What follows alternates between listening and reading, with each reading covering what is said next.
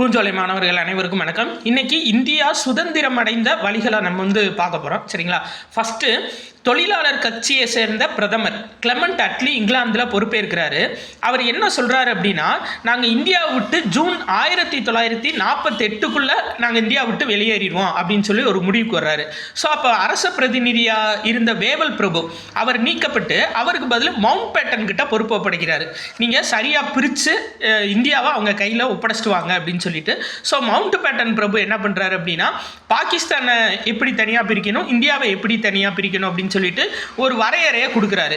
அது போக அவர் 3 ஜூன் 1947 ஒரு அறிக்கை வெளியிடுறாரு. அதுதான் என்ன அப்படின்னா மவுண்ட் பேட்டன் திட்டம். அந்த திட்டத்துப்படி இவர் என்ன சொல்றாரு அப்படின்னா, ஆக்சுவலாக கிளெமெண்ட் அட்லி கூட ஜூன் 1948 தான் சொல்லியிருப்பாரு. ஆனால் இவர் 3 ஜூன் 1947 வெளியிட்ட அறிக்கையில் நாங்கள் ஆகஸ்ட் 15 இந்தியா விட்டு வெளியேறிடுவோம், ஆகஸ்ட் 15 நாங்கள் இந்தியாவில் இருக்க மாட்டோம் அப்படின்னு சொல்லிட்டு ஒரு அறிக்கை வெளியிடுறாரு மவுண்ட் பேட்டன் பிரபு. இதை காங்கிரஸ் ஒத்துக்கொள்றாங்க. சரிங்களா? சரி, ரைட்டு, எங்களுக்கு ஓகே அப்படின்னு சொல்லிட்டு.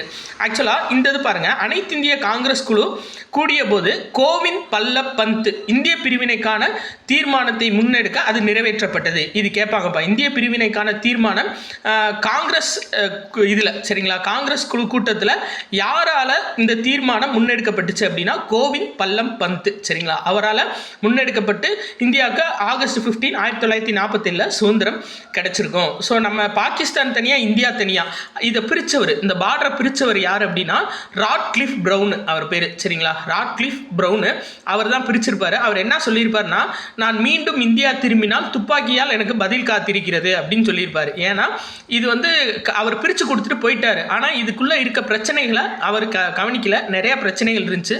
ஸோ இதனால, இந்த பிரச்சனைனால நான் திரும்ப இந்தியாவுக்கு வந்தேன்னா எனக்கு துப்பாக்கியால் பதில் காத்திருக்குதுன்னு சொல்லியிருப்பாரு. இது எதில் இருக்குது அப்படின்னா 12th ஹிஸ்ட்ரி புக்கில் 7வது லெசன்ப்பா, இந்திய தேசியத்தின் இறுதிக்கட்டம் அப்படின்ற பாடத்தில் இருக்குது. 12th ஹிஸ்ட்ரி பார்த்துக்கங்க. நன்றி.